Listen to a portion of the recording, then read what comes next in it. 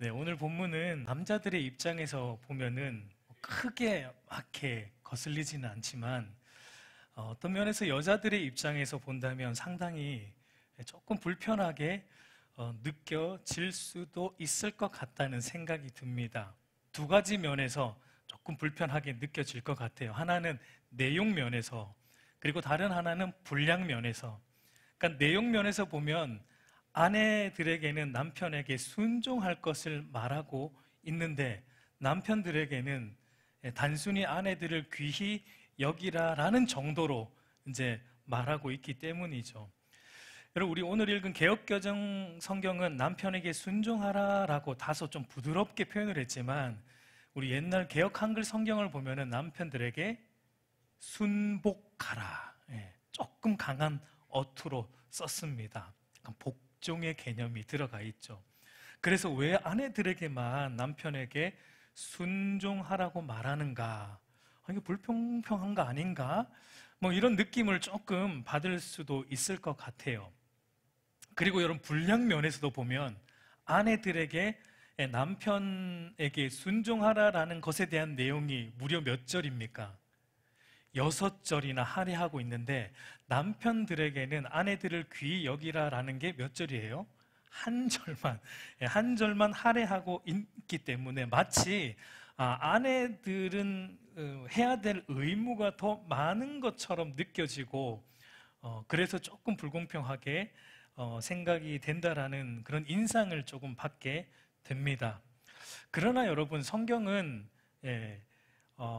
남자를 여자보다 더 우위에 있는 자로 보는 남성 우월주의를 절대 성경은 가르치지 않습니다.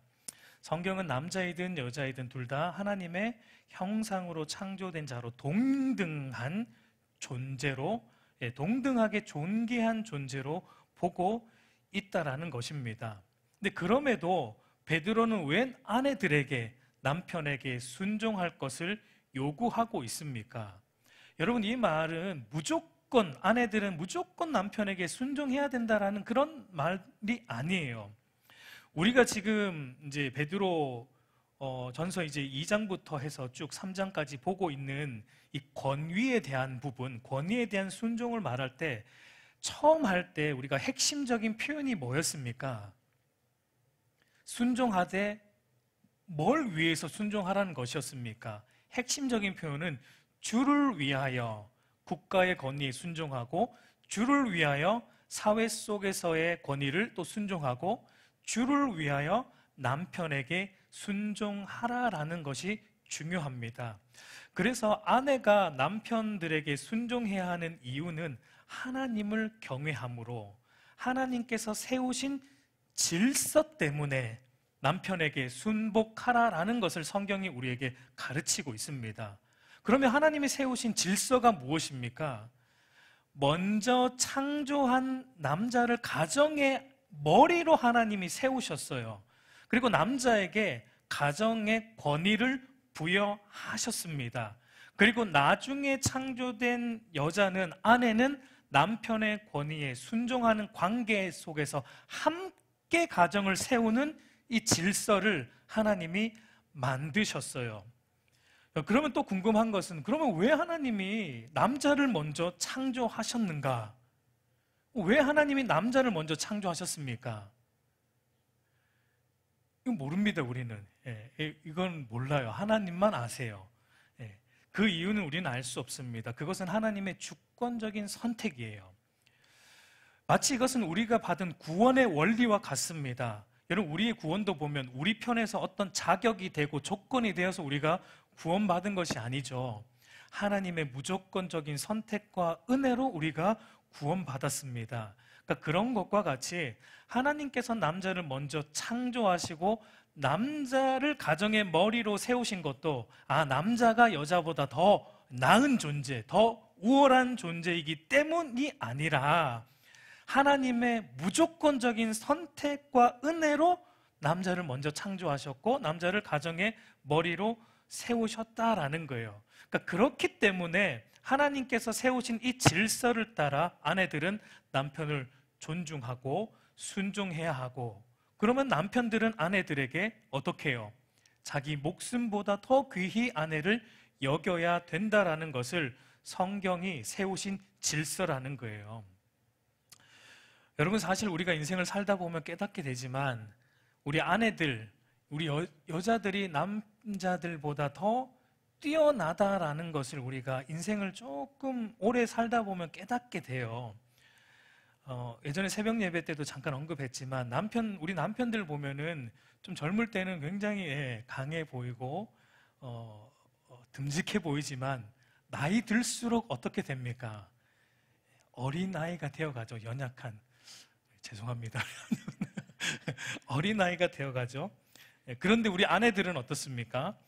젊을 때는 여리여리하고 천상 여잔데 나이가 들면 들수록 어떻게 돼요? 여장군이 다 되어가죠. 그래서 가정의 실질적인 권력을 쥐고 가정을 이끌어가는 사람은 나중에 다 아내들이 되죠. 저희 아이들도 이 사실을 벌써 눈치를 챘습니다. 아, 우리 집의 실질적인 권력은 엄마에게 있구나. 이거 알고 있어요, 벌써. 그래서 여러분, 오늘 본문 중에서 개인적으로 저에게도 이해 안 되는 부분이 딱 한 군데 있는데 7절을 보면은 아내를 더 연약한 그릇이요라는 부분이에요. 분명 저보다 세거든요. 힘도 셉니다. 조금 이해가 안 되는 부분이에요. 그러니까 여러분, 아내들이 남편에게 순종하는 것은 남녀의 높고 낮음의 문제가 아니라 하나님께서 세우신 이 질서의 문제예요. 이 질서에 순종하는 마음으로 가정의 머리로 세우신 남편의 권위에 순종하는 것, 어쩌면 이것은 일종의 아내들에게 주시는 하나님의 훈련이에요. 자기 부인의 훈련입니다. 분명 내가 더 잘났는데, 내가 더 실력이 있는데, 그럼에도 하나님께서 말씀하셨기 때문에 나를 낮추고 남편을 높이는 겁니다. 존중할 만해서 존중하는 것이 아니라 하나님께서 세우신 질서이기 때문에 남편을 존중하고 순종하는 것입니다.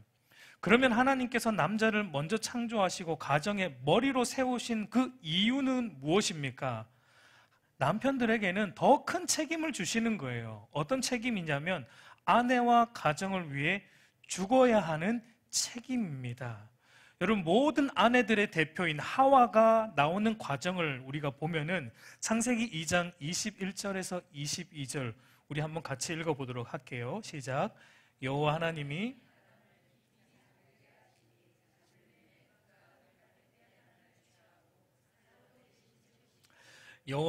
아담에게서 취하신 그 갈빗대로 여자를 만드시고 그를 아담에게로 이끌어 오시니.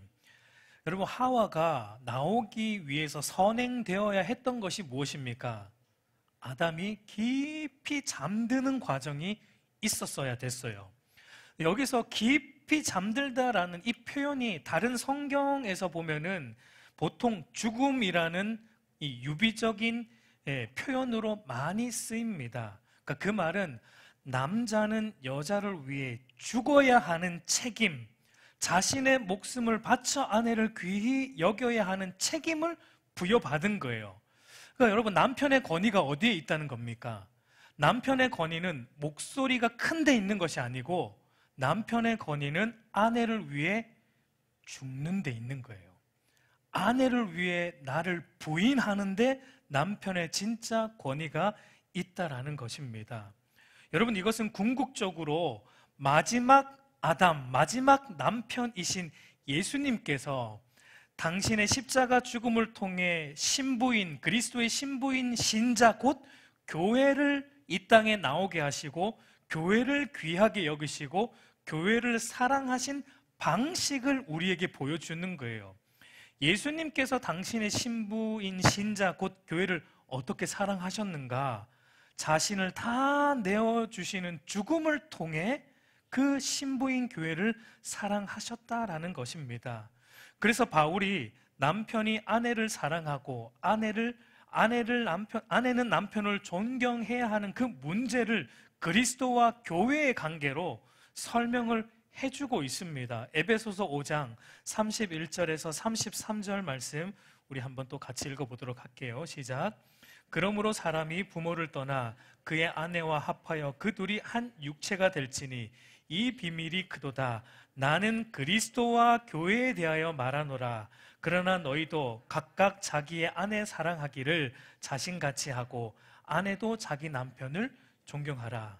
여러분, 바울은 아담이 깊이 잠듦으로 하와가 나온 이 모습을 그리스도가 죽음으로 교회가 나온 모습으로 설명을 하고 있는 거예요. 그러니까 이와 같이 남편된 자들은 자신의 목숨을 내어놓고 아내를 아끼고 사랑하라라는 거예요. 아내를 이기려고 하지 말고 아내를 위해 날마다 죽어야 한다라는 것을 말합니다. 절대 남편의 권위의식으로 여자의 머리 위에 서라라는 것을 성경은 절대 지지하지 않습니다. 도리어 성경은 남편된 자들이 매일 주고 아내를 아끼고 보호하는 이것을 남편의 권위로 말하고 있다라는 것입니다. 이런 관점에서 오늘 본문을 우리가 봐야 돼요. 우리 1절을 다시 보면 아내들아 이와 같이 자기 남편에게 순종하라. 이는 혹 말씀을 순종하지 않는 자라도 말로 말미암지 않고 그 아내의 행실로 말미암아 구원을 받게 하려 함이니라고 말합니다. 그러니까 베드로는 아내들에게 이와 같이 남편에게 순종하라라고 권면하고 있는데 이와 같이라는 말이 무슨 의미입니까? 이와 같이. 앞선 문맥에서 베드로가 말했던 예수님께서 부당하게 고난과 박해를 받으셨지만 신부인 우리를 구원하시기 위해 그 모든 부당함을 견디시고 십자가에 죽으셨듯이라는 말이 바로 이와 같이라는 말 안에 담겨 있는 의미입니다. 그러니까 본문에서 베드로의 권면을 듣는 아내들은 지금 기본적으로 어떤 상황에 처해 있는 아내들이에요. 그리스도가 부당한 대우를 받았지만 견뎌내었듯이 이와 같이, 그러니까 그 말은 지금 권면을 받는 아내들이 어떤 상황이라는 거예요. 남편들로부터 부당한 대우를 받고 있는 아내들이다라는 게 기본적으로 전제에 깔려 있습니다. 왜 그렇습니까? 지금 남편들이 어떤 상태예요? 믿음이 없는 자들, 믿지 않는 남편을 둔 아내들에게 지금 베드로가 주는 권면이기 때문입니다. 여러분, 당시 배경을 볼 때 아마 처음에는 남편과 아내 둘 다 믿지 않았던 것 같습니다. 그런데 이제 로마 사회에 복음이 전파되면서 두 부부 중에 먼저 누가 믿음을 가진 거예요? 아내들이 먼저 믿음을 가진 것입니다. 여러분, 오늘날도 대체적으로 보면 남자와 여자 중에 어느 쪽이 복음을 더 잘 받아들입니까? 물론 다는 아닐지라도 대체적으로 보면은 여자들이 더 쉽게 좀 복음을 받아들이고 믿음을 가지게 되고 신앙에 더 열심을 내는 경우들을 우리가 보게 되죠. 저희 부모님들도 보면은 저희 어머니가 먼저 이제 신앙생활 하셨고 이후에 이제 어머니의 전도를 통해 아버지가 신앙생활 하게 되었는데 우리 알곡교회도 보면 대체적으로 그렇더라고요. 예, 우리 이 권사님들, 우리 여자 집사님들이 먼저 신앙생활을 하고 나중에 남편들이 또 신앙생활 한 경우들이 더 많은 것을 보게 돼요. 그리고 오늘 수요 예배 나오신 비중을 한번 보세요. 여자 성도들이 더 열심히 있습니다. 예, 신기하죠? 예, 우리 남자분들 분발해야 됩니다. 예. 그리고 이 당시 로마 시대는 남편과 아내가 동등한 위치에 있지 않았습니다. 남편은 갑의 자리에 있었고 아내는 을의 자리에 있었습니다. 그래서 당시 아내들은 종교적인 면에서도 남편들의 종교를 무조건 따라가야 했던 시대였습니다. 그러니까 그런 배경 속에서 아내들이 먼저 그리스도의 복음을 믿고 거듭나 그리스도인이 된 겁니다. 그런데 그리스도인이 되고 나니까 이제 어떻게 남편이 믿는 이 이방 종교를 따라갈 수가 없는 거예요. 왜냐하면 이제 믿은 기독교 신앙은 오직 하나님 한 분만을 섬기는 신앙이기 때문에 남편이 믿는 이방 종교를 다시 쫓아갈 수 없는 겁니다. 여러분, 당시 로마 문화 안에서 아내가 남편의 신앙을 따라가지 않는 것은 남편의 권위에 대한 도전이고 가정의 질서를 어긋나게 하는 것이었기 때문에 갑인 남편으로부터 버림받을 수 있는 상황에 놓일 수 있는 것이고, 아니면 버림받지 않더라도 굉장한 핍박을 받아야 하는, 핍박을 감당해야 하는 상황에 놓여 있는 거예요. 그러니까 오늘 본문은 이런 배경 속에서 믿지 않는 남편을 둔 믿는 아내들에게 주는 권면의 말씀입니다. 그런데 어떤 권면을 주고 있습니까? 베드로가 그러니까 믿지 않는 불신 남편에게 어떻게 하라고요? 순종하라는 것입니다. 여러분, 결코 쉬운 일이 아니죠. 어쩌면 이 기독교를 믿는 것 때문에 남편으로부터 박해를 받고 있고 핍박을 당하고 있는 그 가운데 있는 아내들인데, 그들에게 그런 핍박을 가하는 남편이라 할지라도 순종하라라는 권면을 베드로가 주고 있는 것입니다. 근데 왜 베드로가 그렇게 불신 남편에게도 순종하라라는 권면을 줍니까? 뭐 때문에요? 혹 믿지 않는 남편이 아내의 순종을 보고 구원을 받을 수 있기 때문이다라고 지금 베드로가 말하고 있습니다. 그러면 믿는 아내는 어떤 모습으로 순종해야지 믿지 않는 남편이 구원으로 들어올 여지가 있다라고 베드로가 말합니까? 우리 1절을 다시 보면은 아내들아 이와 같이 자기 남편에게 순종하라. 이는 혹 말씀을 순종하지 않는 남편이라도 말로 말미암지 않고 그 아내의 행실로 말미암아 구원을 받게 하려 함이니라고 말합니다. 그러니까 어떻게 순종해야 되냐면 말로 순종하지 말고 말로 말미암지 않고 행실로, 행동으로 순종을 보여내라라고 말하고 있어요. 그러니까 불신 남편에게 복음을 말로 설명하는 것보다, 말로 해도 이해가 안 되죠. 말로 설명하는 것보다 행동으로 보여내는 것이 더 효과 있다라는 것으로 베드로가 말합니다. 여러분, 우리는 보통 전도라면 말로 한다라고 보통 생각을 해요. 물론 말로도 전도를 해야 되죠. 그런데 중요한 것은 말로만으로는 안 된다는 거예요. 오늘 여러분, 믿지 않는 불신자들이 기독교를 비꼬는 이유 중에 어떤 거예요? 기독교를 비꼬는 가장 큰 이유가 뭡니까? 기독교를 싫어하는 가장 큰 이유가 뭐예요? 그리스도인들이 입만 살았다라는 것 때문이에요. 말은 청산유수인데 행동이 안 따른다. 행동과 삶은 말하는 것처럼 그렇지 않다라는 것. 여러분, 그리스도인들이 물에 빠지면 입만 뜬다는 거예요. 입만 동동 떠가지고. 그러니까 이게 믿지 않는 사람들이 기독교를 비꼬고 기독교를 싫어하는 가장 큰 이유입니다. 지금 베드로가 이 점을 지금 지적하고 있는 거예요. 그러니까 본문에서 말로 말미암지 않고라는 말은 그 말이 전혀 필요 없다 이런 의미는 아니에요. 적절한 때에 복음을 말로 전하는 거 필요하지만, 그러나 중요한 것, 더 중요한 건 뭐냐? 2절을 보면 너희의 두려워하며 정결한 행실을 본다라는 겁니다.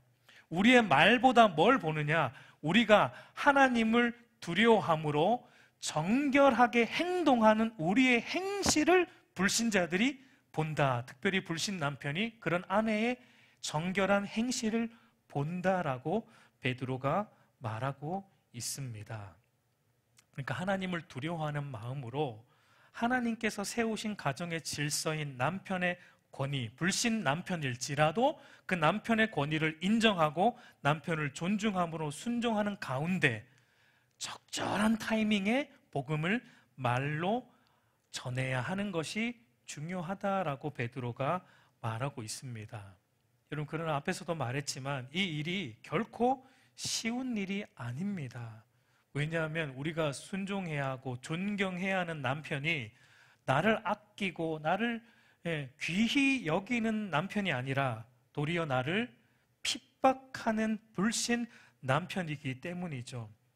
그래서 베드로는 이게 너무 힘든데 이것을 믿는 아내가 이걸 해내려면, 순종하려면, 불신 남편에게 순종하려면 그러면 어떻게 해야 되는가? 그 다음에 이제 말해주고 있어요. 3절과 4절 우리 한번 같이 읽어보도록 하겠습니다. 시작. 너희의 단장은 머리를 꾸미고 금을 차고 아름다운 옷을 입는 외모로 하지 말고 오직 마음에 숨은 사람을 온유하고 안정한 심령에 썩지 아니할 것으로 하라. 이는 하나님 앞에 값진 것이니라. 그러니까 이 일이 너무 어렵고 쉽지 않은 일이지만 이것을 가능하게 하려면 어떻게 해야 됩니까? 외모가 아니라 이 마음에 숨은 사람을 단장해야 된다라고 말하고 있습니다. 여러분, 이 말은 우리가 흔히 말하는 뭐 얼굴이 예쁘다고 여자냐, 마음이 예뻐야 여자지 라는 의미는 아닙니다. 이 마음에 숨은 사람이 뭘 의미하는 거예요? 단순히 우리의 마음을 얘기하는 것은 아니고, 마음에 숨은 사람은 거듭남을 통해 우리 안에 주어진 새 마음을 의미하는 거예요. 그러니까 이 일을 가능하게 하려면 성령 하나님의 거듭나게 하심으로 인해 우리의 속사람, 거듭난 우리의 속사람을 강건하게 만들어야지만 이 일이 가능하다라는 것을 베드로가 말하고 있어요. 우리의 속사람이 어떤 면에서 강해져야 하는 것입니까? 어떤 면에서 우리의 속사람이 단장되어야 하는 것입니까? 베드로는 특별히 온유함과 안정함, 이 두 가지를 말해주고 있습니다. 이거 다르게 말하면 온유함, 이 안정함은 화평과 같은 말입니다. 온유함과 화평함의 심령으로 강해져야 되고 단장되어야 된다라고 말하고 있어요. 왜 베드로는 다른 이 성령의 다른 어떤 열매들이 많은데 왜 특별히 온유함과 이 화평함으로 우리 아내들이 단장되어야 된다라고 말하고 있습니까? 여러분, 왜냐하면 그것은 믿지 않는 불신 남편을 대할 때 가장 힘든 태도가 어떤 거예요? 온유함으로 대하고 화평함으로 대하는 게 가장 힘들기 때문입니다. 나를 귀히 여기는 남편, 귀히 여기지 않는 남편, 기독교 신앙을 핍박하는 남편에 대해 온유함으로 대하는 것 쉽지 않죠. 화평함으로 대하는 것 쉽지 않죠. 근데 그것이 단장되어야 된다고 베드로가 말하고 있는 것입니다. 여러분, 이 말이 어쩌면 불신 남편을 둔 아내의 입장에서 보면은 어떻게 이 완악한 남편에게 온유함과 화평으로 순종하는 것이 가능할까? 이게 부당한 것이 아닌가? 라는 생각이 들 때 여러분, 우리가 어디로 가야 돼요? 베드로가 앞선 문맥에서 누구의 예를 들었습니까?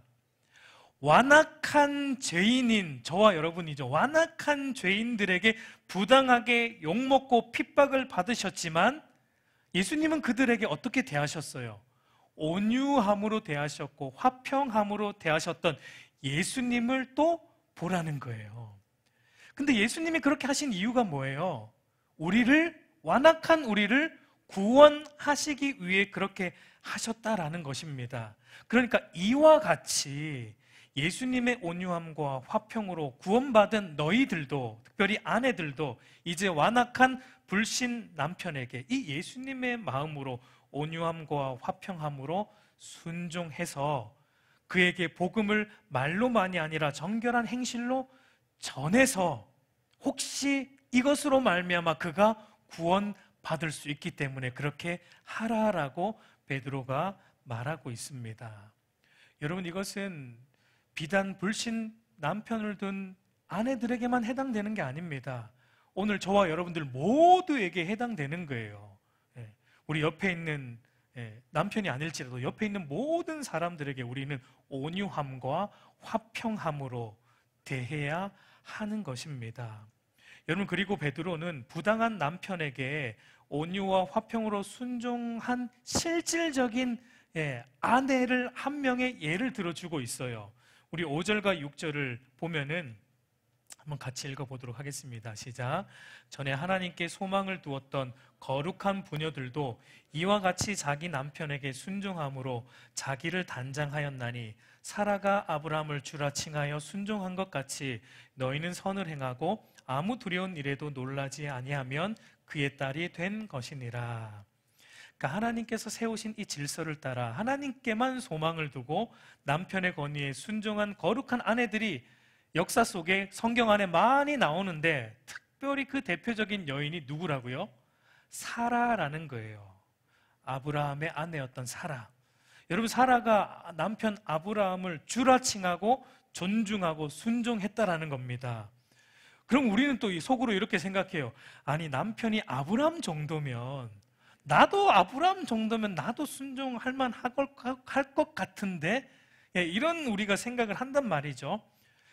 여러분, 사라의 입장이 안 되어 봐서 그런 얘기가 나오는 거예요. 사라 앞에서 우리가 아브라함 같으면 하겠는데 이런 말을 사라 앞에서 했다가는 여러분 큰일 납니다. 사라가 콧방귀를 아마 낄 겁니다. 여러분, 아브라함이 사라에게 어떤 일을 행했습니까?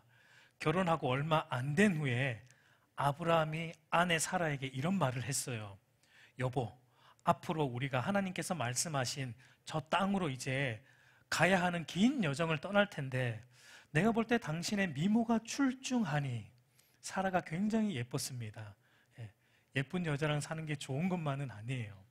당신의 미모가 출중하니 혹시 가는 여정 중에 다른 남자들이 당신의 미모 때문에 나를 죽일 수 있으니 그런 일이 생길 때마다 내가 당신을 아내라고 말하지 않고 누이라고 말하겠습니다. 그래도 괜찮겠죠? 일단 제가 살고 봐야 되지 않겠어요? 괜찮겠죠? 여러분, 이런 남편 믿고 갈 수 있습니까? 아마 그때 사라가 속으로 이 남자가 했겠죠? 제정신인가? 설마 진심은 아니겠지 하고 생각했을지도 모르겠습니다. 그런데 여러분, 얼마 지나지 않아 이 일이 그대로 일어났어요. 바로 왕이 사라의 미모에 반했을 때 아브라함이 자기 죽을까봐 두려워서 어떻게 합니까? 아내 사라를 바로 왕에게 바로 넘겼습니다. 여러분, 이 정도면 충분한 이혼 사유가 됩니다. 근데 그뿐이 아니죠. 하나님께서 분명 사라를 통해 자식을 주겠다고 말씀하셨는데 아브라함이 어떻게 해요? 기다리지 못하고 자식을 얻고자 다른 여자를 끌어들입니다. 여종 하갈을 첩으로 맞아들인 위인이 아브라함입니다. 여러분, 성경에 기록된 것만 이 정도인데 기록 안 된 건 얼마나 많겠어요? 사라가 속이 썩었을 거예요. 우리는 너무나 쉽게 창세기 22장으로 달려가요. 아브라함의 그 출중한 믿음만 떠올리지만 여러분, 그 자리까지 아브라함이 오기까지 아브라함의 모습은 형편이 없었고, 특별히 아내를 대하는 아브라함의 모습도 형편이 없었다라는 것을 우리는 생각해야 돼요. 그러니까 아브라함의 자격만 놓고 보면 아브라함은 결코 존중받을 만한 남편은 아니었다라는 것입니다. 그럼에도 사라가 어떻게 했다는 거예요? 아브라함을 향해 주라고 부르면서 순종했다라는 것을 성경이 말합니다.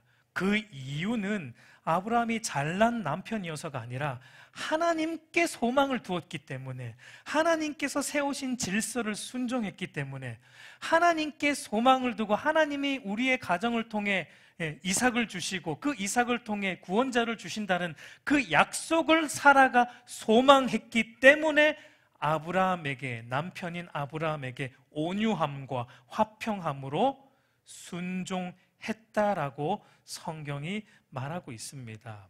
이것이 바로 불신 남편을 둔 믿는 아내로서 해야 하는 속사람의 단장이라고 말하고 있는 거예요. 우리 마음속에 숨은 사람, 거듭난 속사람을 온유한 심령과 화평의 심령으로 단장을 해서 남편을 존중하고 남편에게 정결한 행실로 순종할 때 그 불신의 남편이 언젠가 하나님께로 돌아오는 소망을 가지라는 겁니다.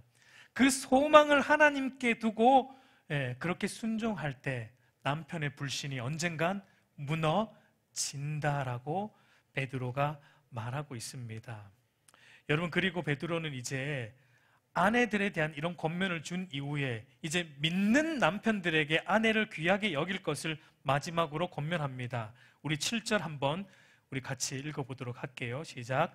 남편들아, 이와 같이 지식을 따라 너희 아내와 동거하고 그를 더 연약한 그릇이요 또 생명의 은혜를 함께 이어받을 자로 알아 귀히 여기라. 이는 너희 기도가 막히지 아니하게 하려 함이라.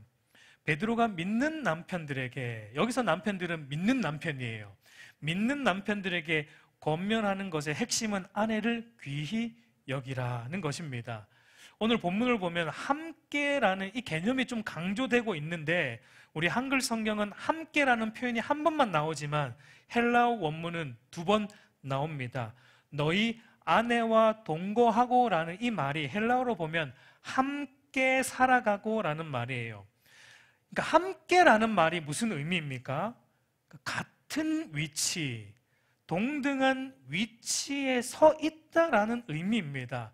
남편이 더 우위를 가진 자가 아니라 아내와 남편은 모든 것을 함께하는 존재, 함께하는 동등한 존재, 한 몸이라는 것을 강조하는 거예요. 여러분, 이것은 앞에서도 말했지만 당시 로마의 문화적 배경 속에서 보면 말이 안 되는 얘기예요. 그러나 성경은 남편에게 권위를 주신 것은 남편이 갑의 자리에서 모든 것을 주도하고 강압적으로 하라고 주신 권위가 아니라 아내들과 함께, 그러니까 아내들을 위해 더 큰 희생을 하라는 더 큰 책임적 권위를 남편에게 주신 것입니다. 그래서 여러분, 베드로가 아내들에게 요구하는 것은 온유함과 화평이었다면 남편들에게 요구하는 것은 어떤 면에서 이 7절 말씀의 핵심은 남편들이 아내들을 배려하고 존중하라는 것으로 볼 수 있습니다. 여러분, 그 이유가 무엇입니까? 사실 이거는 서로에게 부족한 부분을 베드로가 말하고 있는 거예요. 여러분, 아내들이 대체적으로 부족한 부분이 남편들에 대한 온유함과 화평함이라면 남편들이 아내들에게 부족한 부분은 배려와 존중이라는 것입니다. 여러분, 성경은 우리의 연약함을 너무 잘 알죠. 여러분, 아내들을 보면 평소에 온유하다가 남편이 뭔가 마음에 안 드는 일을 하면 어떻게 돼요? 갑자기 막 사나운 이리처럼 막 울부, 우리 교회 말고요. 우리 교회는 그런 분이 없는 것 같아요. 저기 다른 쪽에 굉장히 변덕스러운 모습이 나타날 때가 있죠, 간혹. 근데 남편들은 또 대체로 어떻습니까? 남편들을 보면 대체적으로 다는 아닙니다. 아내들에 대한 배려와 존중이 조금 부족해요. 남편들을 보면, 남자들을 보면 약간 자기밖에 모르는 조금 이기적인 성향이 남편들에게는 다는 아닙니다. 상처받지 마시고 다는 아니에요. 대체적으로 보면 또 남자들이 자기밖에 모르는 약간 이기적인 성향이 있어요. 그래서 베드로가 이 아내들에게는 약한 부분인 온유와 화평함을 언급하고 남편들에게는 약한 부분인 아내를 배려하고 존중하는 그 귀히 여기는 부분을 다루고 있는 거예요. 그래서 베드로는 남편들에게 특별히 알아야 하는, 아내들에 대해서 알아야 하는 지식이 있는데 그것이 무엇이라고 말하냐면 아내는 동등한 위치에 있는 자로서 함께 살아가는 인생의 동반자이고, 그리고 특별히 더 연약한 자이고 생명의 은혜를 함께 이어받을, 이 말은 신앙의 동반자라는 말입니다. 함께 살아가는 인생의 동반자이자 또 함께 생명의 은혜를 이어받을 신앙의 동반자라는 것을 말합니다. 여기서 아내가 더 연약한 자라는 말은 일반적으로 육체적인 조건을 의미하는 것이죠. 아무래도 육체적으로 보면 남자가 더 좀 강하기 때문에 이런 표현을 쓴 것 같아요. 물론 이것도 예외는 있습니다. 저희 집처럼 말이죠. 근데 중요한 것은 남편과 아내는 동등한 자로서 인생의 동반자여야 되고 신앙의 동반자라는 것을 남편들이 꼭 알아야 된다라는 것을 베드로가 말합니다. 그래야지만 기도가 막히지 않는데요. 이것은 단순히 기도만 말하는 건 아닙니다. 기도는 모든 신앙의 어떤 대표적으로 나오는 것이기 때문에 믿는 남편들이 신앙생활함에 있어서 그 신앙생활이 막히지 않으려면 아내를 인생의 동반자로, 그리고 신앙의 동반자로 여기고 모든 부분 함께 해 나갈 때 인생도 그렇고 신앙생활도 순탄하게 이루어진다라는 것을 말하고 있어요. 여러분, 이것이 바로 기독교인의 바른 가정의 모습인 것입니다. 우리 사랑하는 성도 여러분, 이제 말씀을 맺겠습니다. 여러분, 우리 교회에도 믿지 않는 불신의 남편을 둔 아내들이 있죠. 여러분, 쉽지 않은 겉면이지만 하나님을 생각함으로 주를 위하여 그 영혼을 긍휼히 여기고 구원을 받을 날이 오기를 소망하며 온유함과 화평함의 행실로 지혜롭게 대할 수 있기를 바랍니다. 그리고 우리 믿는 남편들은 그리스도의 본을 따라 그리스도가 교회를 귀히 여겨 십자가의 죽으심으로 교회를 사랑했듯이 우리 남편들은 아내를 귀히 여겨 자신을 부인하고 희생하는 것으로 존중하고 배려하고 사랑해야 하는 것입니다. 여러분, 우리 알곡 교회 안에 속해 있는 모든 가정들이 이런 성경적인 질서와 은혜가 넘쳐나기를 소망해요. 그래서 우리 가정이 회복이 되어야 돼요. 여러분, 신앙의 시작은 교회가 아니에요. 신앙의 시작은 가정이에요. 가정이 바르게 하나님이 세우신 질서대로 잡혀 있어야지 신앙생활이 순탄한 겁니다. 우리 알곡교회에 있는 모든 가정들이 그렇게 바르게 회복이 되는 은혜가 있기를 우리 주님의 이름으로 축복합니다.